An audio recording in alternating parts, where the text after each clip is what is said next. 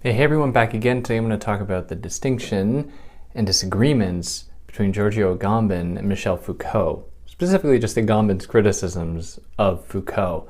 I have to thank one of my students, Ella, for giving me this idea, who wrote about this in an essay, so I'm just stealing my students' ideas at this point. Thanks, Ella. Before jumping into it, hi, I'm David. I explain philosophical concepts and ideas and ways to make them accessible to you. So if you're new here, like, share, subscribe. You'll see videos I release every week, sometimes twice a week. If you want to help me out, do those things. Like, share, subscribe. You can help me out monetarily via Patreon or PayPal. Well, no pressure to do that. If you want to follow me anywhere other than here, you can find me on all other social things with all the links in the description. Won't that be fun? Then you can see pictures of my cats. It'll be the bee's knees. Be the cat's pajamas. You won't even know what to do with yourself. You'll have so much fun. Yeah, let's just jump into the distinction between Agamben and Foucault, specifically Agamben's criticisms of Foucault's notion of biopower and biopolitics, or the limitations of biopower and biopolitics according to Agamben. But at the end of this, you really got to tell me whose side you're on. You agree with Agamben, Foucault? Tell me why.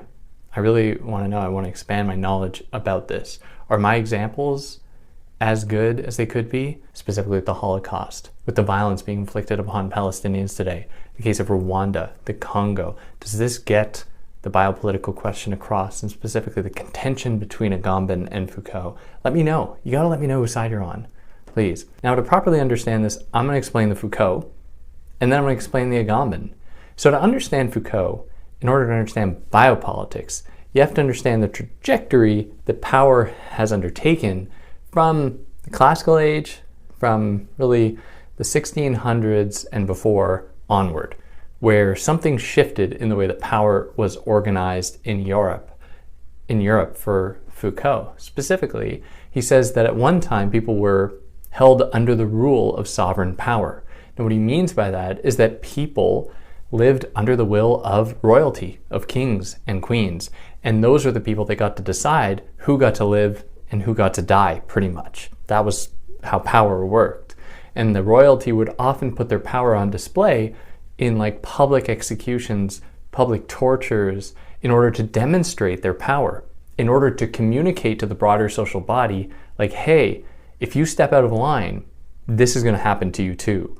So often, and Foucault calls this the spectacle of the scaffold, he says that there was an entire spectacle around putting people to death. The army would be called in, there'd be all this pageantry and everything like that.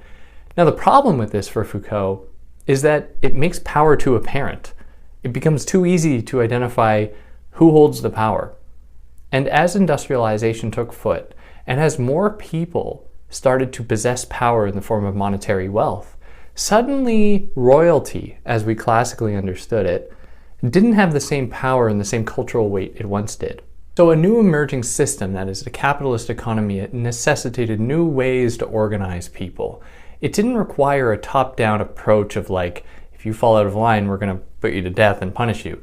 Instead, it was a more kind of managerial power that started to seep in, where people would then start to occupy the role of police officer, of manager, of supervisor, of your boss, of your school teacher, who occupy the place of power and whose job it is to direct you in the world.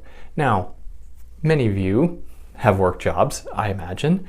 One of the things that happens when you get a job and when you go up the ranks of that job is that as you get promoted, I ask you to think, what happens? Well, you get promoted to become like a supervisor and then a manager, which is totally weird. I mean, if you're doing a job really well, it seems strange that the response to that is, oh, you're doing your job so well, now you will no longer do it and you will watch other people do it instead. And it's like, what? But we equate the process of becoming a disciplinarian in the form of a supervisor or manager as a sign of progress.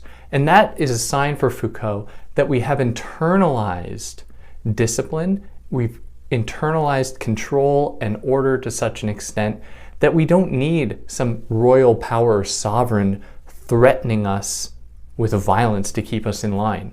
Instead, we police and order ourselves.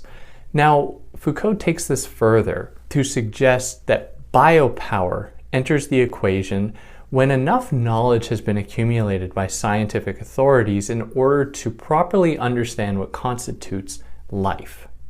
And this knowledge comes about after years of institutionalizing people in prisons, in mental asylums, of ostracizing people on the basis of their sexual orientation, institutionalizing them for those things as well.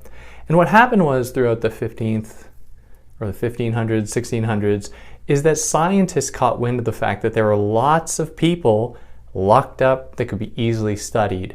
And they could be really studied to understand what makes the body tick, but more specifically, how to best control these bodies that were currently being institutionalized and incarcerated throughout the 16th and 17th centuries in Europe. And so an entire medical knowledge emerged in order to understand bodies and people, in order to best mold them and shape them. How much discipline should they endure? In what ways? So that they will follow their orders, so that they'll show up to work the next day and be prepared to work for a grueling 8 hours and have enough energy, just enough, like a perfect amount, to come back the next day and do the same thing, the bare minimum, in order to keep them going over and over again. Now this opens up an entire discourse around life science and life itself. Now what comes with this is a knowledge then about what a good life is. So here we get all of the science around like what a healthy body is supposed to look like, not to be too thin, not to be too overweight, somewhere in the middle, a kind of normative idea about what a healthy body is. Also what it means to be a properly sexual person, what it means to be an upstanding, law-abiding citizen. Like prisons, for example, don't exist to put Wall Street bankers who commit the most crimes and the most, the crimes that affect the most people. They don't exist for those people. They exist for people who commit petty crimes, mostly against racialized people, in order to maintain a pure social body. Now, purity that goes along the lines of a racial ordering, specifically in the context of the US, you can learn a lot about what the US perceives to be the standard American idea of what an American is by who they incarcerate, who is in prison. Therefore, these are signs of people who do not belong to the American norm or the American ideal. Now, life science would emerge in order to also justify racism, where these sciences emerged in order to then measure people's skull sizes, to discern people on the basis of race, in order to hierarchize them, to say that some races are superior to others, and this would serve as justification for many of the colonial expeditions.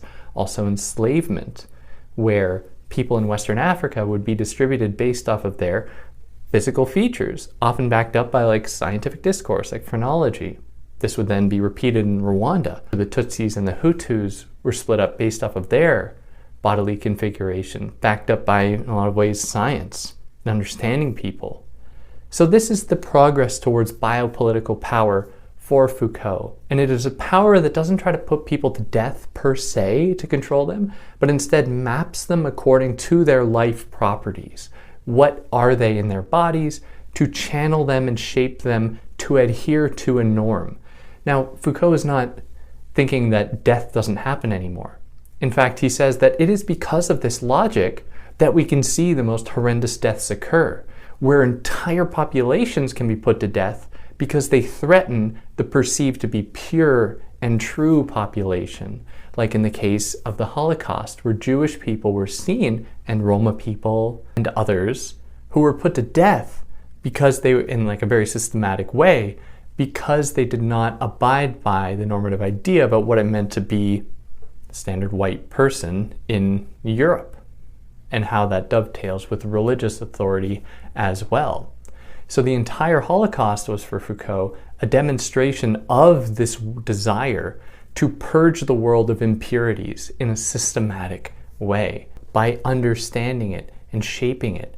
This is really relevant as well in the case of abortion, where people who can give birth are forced to give birth as a kind of control mechanism. It is saying yes to life, but it's saying no to autonomy, it's saying no to choice, it's saying no to really bodily autonomy, which is really the most important thing on earth, I would say, and what makes us human is to have bodily autonomy.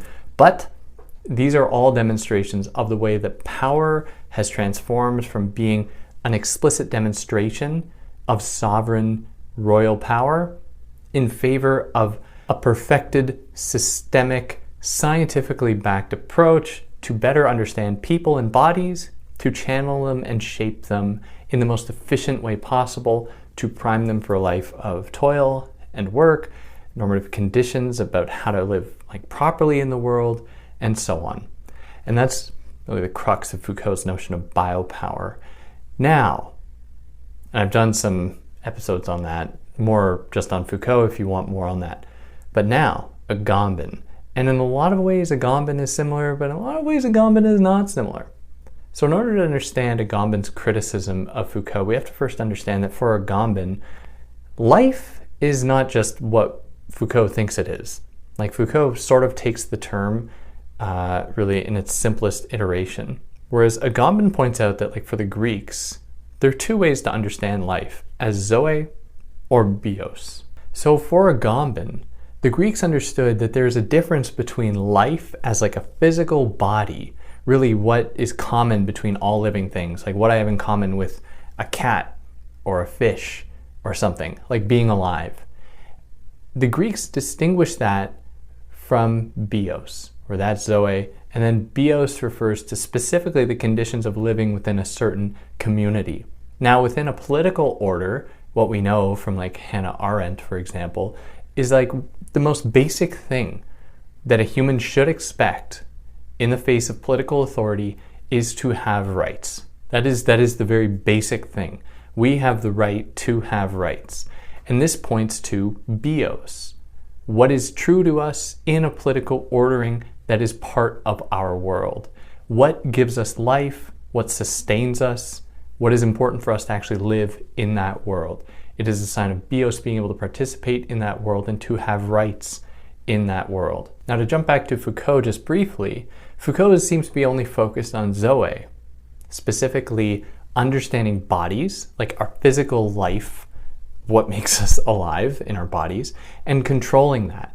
So biopolitics is for Foucault, it seems to be, when zoe has entered into politics and suddenly politics, legislators, and the people they talk to, like medical authorities, are interested in life, interested in controlling people by better understanding life and controlling life. Now, where Agamben disagrees is that he doesn't think we've gone through these neat transformations from sovereign power to disciplinary power to biopower or biopolitics. And to be fair, Foucault doesn't really say that either.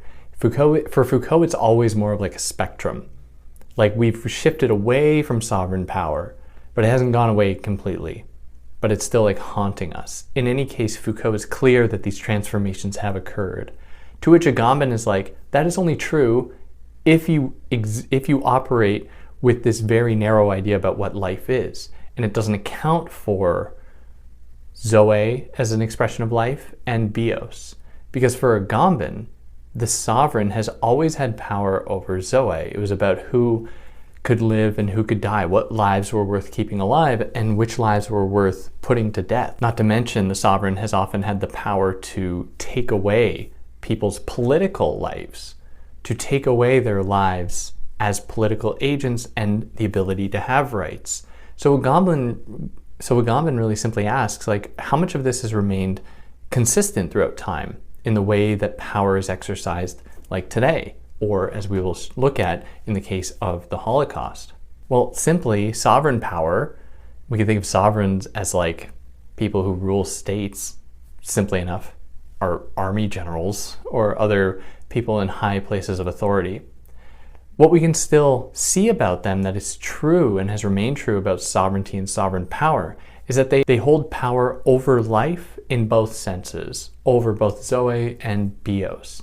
They have the right to decide who gets to live and who gets to die, directed, controlled drone strikes to kill certain people decided by, given the okay by the President of the United States, for example, or any other state that demonstrates that it doesn't just control people by proliferating life, by controlling life, by understanding life in terms of birth rate and populations and understanding lifelong longevity and body mass index and all of that, and controlling people that way. this kind of power seems only to be reserved for like the upper middle classes in the United States and doesn't apply to everyone.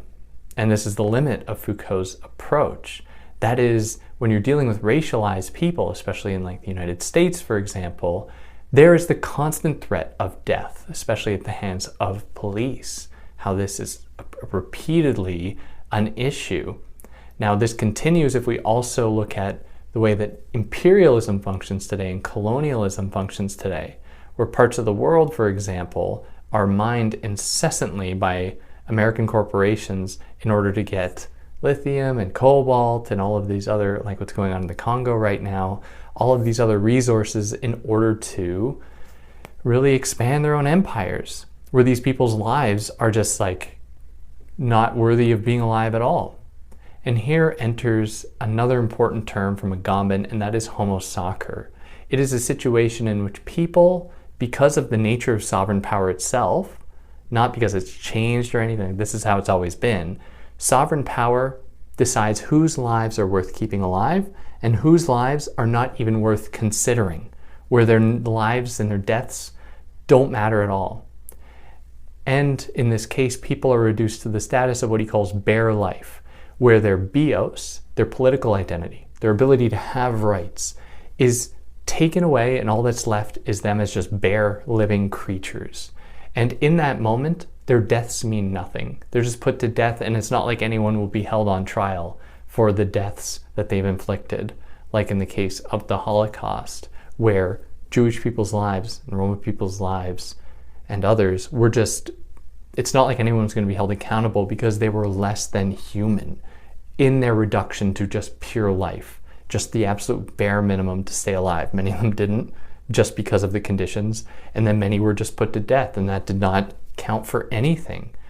That did not count. It was just an absolute erasure of people, of cultures, of identities in a very systematic way. So for Agamben, something like the Holocaust is not the result of an increasing medical knowledge about how to best control people, how to best channel them, and then establish a norm about what constitutes the proper social body against which others who do not comply can be systematically then put to death, where their lives don't meet up with this norm. For Agamben, it is within the entire framework of sovereign power to always be putting people to death, to always be ending life. Now we can see a similar argument on display in Mbembe's Necropolitics, in which he looks at the case of Palestinian people whose lives are just reduced to nothing. Their lives are not worth keeping alive at all. They're repeatedly dehumanized in order to justify the continual violence inflicted against them, where their land means nothing. They have no attachment to their land. They have no real claim to the land they live on, to their own homes. And so they are systematically destroyed and taken over by Israeli forces and held under constant control and surveillance, where the Palestinian people are just kept in this arrested state of development, where they cannot engage in any kind of bios, any kind of like political life, and are respected as such by the international community. It is that their lives, as Agamben says about homo sacer, are just like a statistic. At this point now, given Israel's continued attacks on the Palestinian people, we have more than 8,000 dead children, which just at this point, as it is repeated by Western forces, by Western media, is just a statistic. It is just something that is only offered up as a statistic. Their children, them being children, is also then attached to a terrorist agenda, like they are human shields or something, when at the end of the day, they're really just children, and as a global community, they should be understood as such. There's really nothing more to add to it than that. But their deaths account for nothing. They mean nothing. And so they are just reduced to this status of bare life. And this has been the way that sovereign power has always functioned, and how it continues to function today. So yeah, let me know what you think. Are you on Agamben's side, Foucault's side, a little bit of both? I'd love to hear about it. And yeah, if you like what I did, like, share, subscribe. And on that note, catch you next time. Take care.